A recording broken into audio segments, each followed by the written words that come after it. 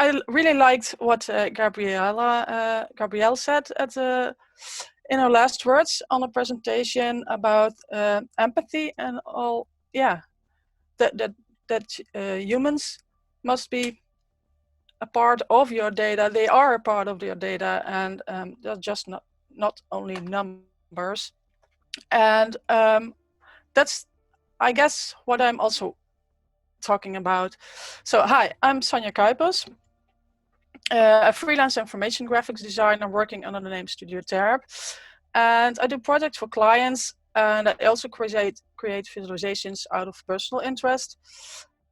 I'm happy to be a part of this DataFest edition, sharing you my story today, and I hope it will be able to give you new insights, as well as inspiration to create your own data-driven stories and visions. So here I am. I will first show you a bit on how I work usually. What I really like doing is taking a graph a bit further and see how I can bring novelty into a project. And I cannot really point out my style. I aim to take every client's project as a new starting point for exploration and see if it fits the code they need. And I begin with sketches that don't have a lot of detail, and they hardly look a bit sketchy and scratchy and messy. But I look for an idea that might fit the data, and then I take it to the screen and have some experimenting with shapes to see if the thing I came up with actually works. And yeah, it could look a bit like this, just putting things on screen and see how the proportions work together. And most of the times I represent one or two ideas that I set up in Illustrator, and then I show my client. But this is, yeah, sometimes it just doesn't work out. That happens. Sometimes it's too novel. Like this family tree I created for a project on Wagner. It was a part of a project on Wagner, and I had this different approach to how a family tree could look like by putting all people in a chronological way. But the senior editor found it too novel, so I created this one, this more classical family tree instead, and yeah, which I thought was a pity, but yeah, it is what it is, right? What I want to talk about you today is not putting yourself out there in the get your life and business straight kind of way, but more in the sense of showing you your vulnerabilities, the emotions that are mostly hidden or perceived as negative. Because it just isn't always about success and the fun, especially in these strange times, of course. You would want to feel a bit more in control or soothed or comforted, a bit more mindful and especially acknowledged in your fears, in your grief. And well, I put negative between accolades, and I will show you during my presentation what I mean by that. And for me personally, I'm often most touched by visualizations or projects that come from the heart or the soul. And when you feel there's people involved in the self and the people behind the visualization. So let's talk a bit more on negative emotions. One can feel regret, angry, like a failure, or tired or frustrated. And even more now during these times of isolation, you can feel tense and isolated and drained. You can feel grief for people you lost, or even events you can't attend, or not meeting friends, and you can feel depressed. Now, before this whole crisis even appeared, I created some projects that originated from a negative emotion. And I will start by showing you keuzestress. It's the word for keuzestress is a Dutch word, and it means stress on choice. And it says searching for the correct mascara. So that was my frustration. And this is of course a bit light emotion in a negative sense. It can be watched as negative sense, in a negative sense, but well, it's not that negative. Well, I'm obviously not a fashionista. I'm not very aware of trends or what you should wear to be hip, but I do a little makeup and I have to buy new ones once in a while. But this is what I see when I go shopping for a new mascara, and I just get overwhelmed, you know. So which one should I buy? There's so many brands and so many colors. So I thought, well, maybe I can do something for myself, do a little research. So here's what I did. I scraped a website and took a look at what data was available. And I have some requirements for the mascara I need personally, because I can have a very nasty hay fever. So I need something that's waterproof for sensitive eyes. And well, yeah, just a regular black will do. Yeah, regular black. I don't think there's a regular black, because this is what I also came across. There's Max Black, there's Very Black, there's Extra Black, Rich Black, Blackest Black, Onyx Black, Asphalt Black, Espresso Leather Black, Coracle Black. You can find many ways of many shades of black. So maybe you didn't notice, but the blacks in the background were all different. But yeah, that's what I see when black is black. There was supposed to be a GIF here, but it disappeared. So I'm skipping to the next one. I took the characteristics of the mascara, which were listed in the data, like adding length for sensitive eyes or separate lashes. And I designed a figure that accidentally turned out to look like an eye. And I didn't aim for this, but it seemed like a very fitting symbol. And with it, I created all these 3090 black mascaras, and I arranged them by the blackness. So this is a bit of a random viz. And of course, then I also arranged them by characteristics, and I eventually went to sort them out so I could choose the one that would be the one to buy, going through all these requirements that I needed. Another project I did was a visualization on the FIFA World Cup.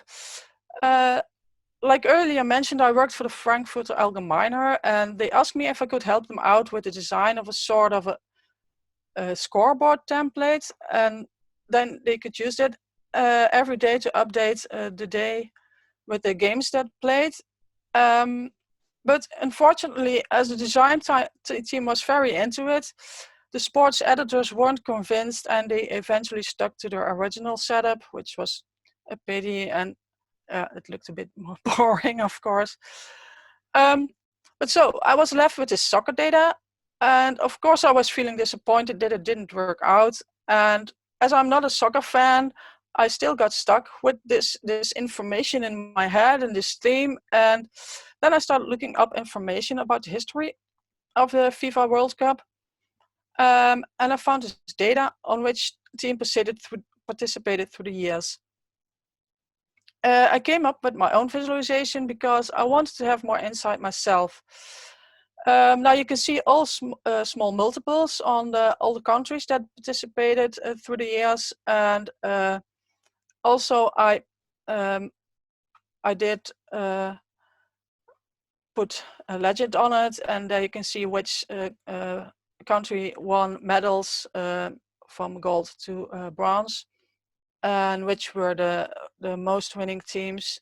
And there's even countries, of course, that like Germany, that went through the years from East Germany and West Germany and then combined, which was kind of a puzzle. But I like doing this just because I had all these frustration kept inside of me, and I wanted to get it out. So again, a project where I took my frustration as a motivator to design. Now, those two projects were, as I said, of a lighter subject. Um, they were, negative emotions, like I said, between the accolades. But now I'm going to take you down a path which is much more serious, because also before this craziness of COVID came around, I didn't feel very well. Around the turn of the year 2018, 2019, I got seriously depressed, and several things happening in my life at that time, as well things from the past, triggered me. And it took me down a really black hole, and I was so tired, and I wanted out, and I even had this thought about committing suicide. I didn't, evidently, but many others do. And while I was trying to cope with all these negative emotions, I also thought of these others that did commit suicide. And I looked up the numbers for the Netherlands, and I had this sense I should do something with it, because I wanted to feel more human again and show that these numbers were also people. So I started with a vague idea. I wrote some text, I made some sketches, and uh, then I researched a bit on how suicide data was already visualized. And in my opinion, that wasn't very great. It was lots of symbols, and they were a bit ugly. Then because it was also about me just doing something, I took on this exploration as a regular project, like when I do other projects. So I look for inspirational images, and I collect them all on my Pinterest boards, where I collect all these beautiful illustrations, and then I just going through that to find things that can help me out with what I'm aiming at. And I started drawing elements that could be a metaphor for the suicide methods. And I didn't want to point out immediately what the numbers of the subjects were straight away, and I wanted to have an impact somehow, giving room to the lives lost. So I was looking for metaphors and not just putting it out there like, here's the data, here's what the numbers are. So this is how I work. I first sketch a lot, I write, and then I try out things on Illustrator. And as you can see, I started drawing elements that could be a metaphor for the suicide methods, like a tree symbolized hanging, clouds for the ones that took drugs or medication to commit suicide. The waves represent drowning, and the buildings stand for the people who jumped of a height, and the lights, that were the most difficult things, because those represent the people jumping in front of a train. So, oh, I'm having a bit difficulty here.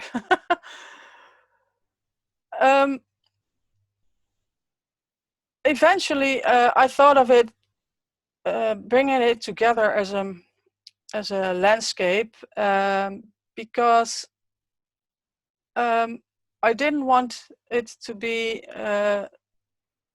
clear from the beginning that you were looking at suicide numbers. So I started with a landscape. I came out with a landscape, and this is also because I wanted to show this is how I see depression, because it's often hidden. It's often hidden how people feel, especially when they're trying. They're trying hard to be nice, to look nice, to stay happy and be social, while inside they feel really dark and bad. So this is what I wanted to bring bring across that there's this nice picture, but wait, what's inside of it? The data I show is all suicides from the Netherlands of the year 2017, and I took the methods and the age groups as the characteristics of the symbols. Here you can see I split the trees into age groups, so each tree symbol creates one group. And I also made a difference between men and women. There was data on this, and what I found, you can see it immediately in the data itself, that there are more men committing suicide, so especially by hanging, and there are more women taking it to drugs. So I thought this would be yeah, nice. It's not nice, but you can see the difference between men and women also. And of course, I also made some other graphs showing suicides per methods through the years, the growth per age group, and also the suicides per age group. So this is something like, yeah, this is the message that I want to bring across, I guess, because when I started this project, I didn't immediately think of sharing it. I hesitated a lot because of the taboo still hanging around suicide, and I also was a bit afraid that people would be offended or hurt because yeah, all these trees and clouds represent someone, and I was kind of afraid that people would be offended. And of course the data was anonymous, but yeah, you can still imagine relatives seeing someone in that data as a cloud or a tree.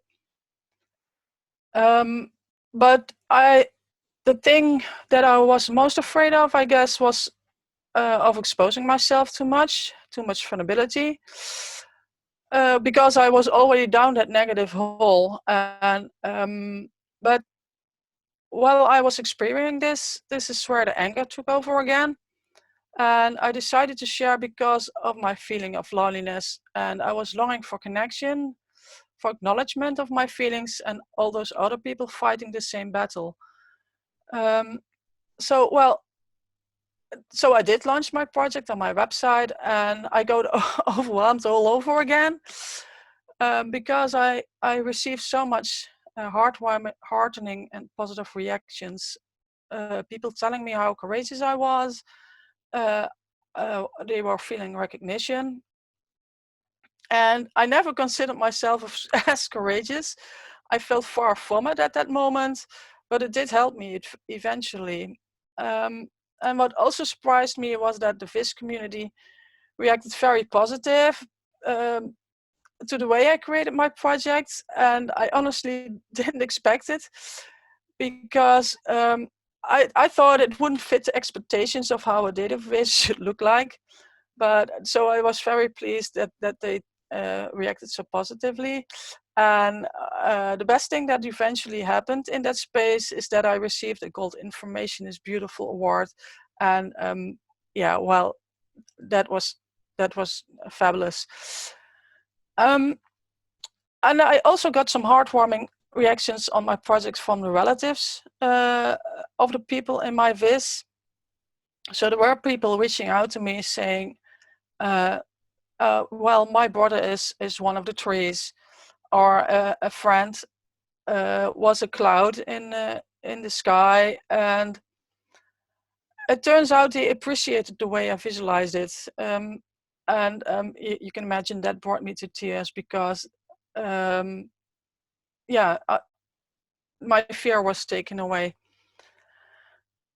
Now, I'm not saying you should all go be depressed to create something now, but yeah, please don't. It's not something very nice. But we all experience hard times, and it can be that you lost someone in these days. I did, and that's devastating. So we lose something or someone, and we get hurt, and that's okay. I have to repeat that for myself as well all the time. But um, I don't think we should hide or be ashamed of these feelings, and these emotions are relevant too. And even if you don't intend to share them, I feel this project helped me a lot. Even if it just gives some sense, some activity to keep you going. This was, in the end, a very, mindful uh, type of keeping myself sane, I guess. Um, and you can try out new things with new programs or new skills, and so you can trigger some creativity, like I said, or maybe just use it as a mindful practice. And well, if you're up to it, you can share it with friends or the world. And like in my mascara visualization, it was more a bit of a humorous way. Or you can seek purpose by a more actively engaged way to reach people, send a message. I think Gabriel said something like that as well. Um, and for me personally, I felt I could release some stress and release some pain, and maybe it will help others as well. And then feeling recognized, acknowledged, connected, and especially in these times, I think that's what people need. So now what? I'm not there yet. This whole COVID lockdown situation didn't exactly help either. Luckily, I still have therapy, which is very helpful, and I'm still on medication. You can see this visualization right now that I used to explain, causation maybe of the things that happened during the time. These are all the pills I took from the first day I went to the doctor for my depression. And through time, you can see things happening, like very personal things, like my partner having a tumor, visiting hospital during the times, my mother getting depressed again. Luckily, also some good things happening. Um, uh, so this is my conclusion of what I'm going through now. So this is what I like to encourage you about. I'm still going through the messes, and I think lots of people are going through the messes right now in this particular times. And I'm coming to the end of my talk. I want to motivate you to work on and hopefully share the things on which you feel bad or sad or ashamed, angry, and all those things. Use it as a fuel, an accelerator. And I especially found anger is a good one for that. And if you'd like to know more about my story, you can find the project itself and also a blog on the progress on the project. And also in about 2 weeks, you can watch the podcast Explore Explain, in which Andy Kirk interviewed me about A View on Despair. So I hope I gave you input and inspiration. And you are welcome to reach out to me, whether it be for work or chatting, or just talking about your personal stuff, or I can help you out a bit maybe. So you can find me on different social media platforms. So I hope I wasn't blabbering too much. Thank you all for watching.